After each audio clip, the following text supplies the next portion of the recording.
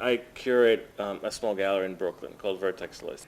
All the time, my partner and I go to the studios and we see what's going on. And that idea of subverting technology keeps going. And right now, we're working with 4 artists from Williamsburg, Brooklyn. One of them is basically hacking iPods, turning iPods into video randomizers. One guy is working with an Xbox machine and turns it into a web crawler, which goes on the internet and does random searches based on certain, name tags, whatever, and it returns sequences of animated images.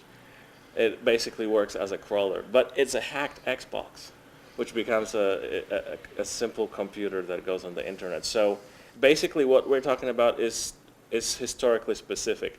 The idea of a militant attitude toward technology is visible across the spectrum, of us trying to not only consume technology, but actually control the technology. I think it's important in talking about that stuff as well, is that these are almost exclusively going to be software hacks and not hardware hacks, because the hardware is basically unhackable at this point. There's teams of thousands of engineers that are building like the GIA chip or whatever to do the physics.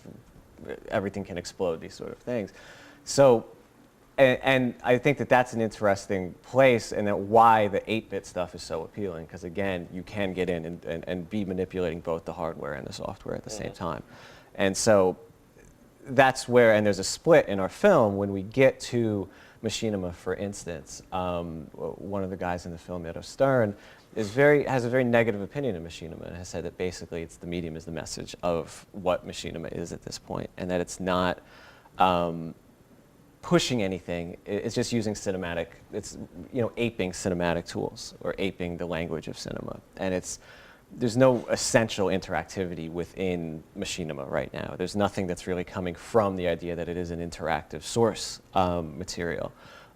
Where it starts to get different is in our film, Mary Flanagan's piece, where she creates a recreation of a memory that she had as a child, where it involved the fire in her house and these sort of things. So she makes a world that is playable. It is a reskinned Unreal level. So she pushes it, I think, about as far as you can go right now with that. And then there are people who are trying to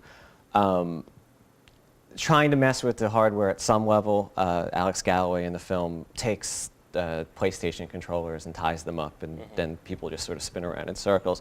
But that's really more about the really external interface and not getting inside the guts of this hardware.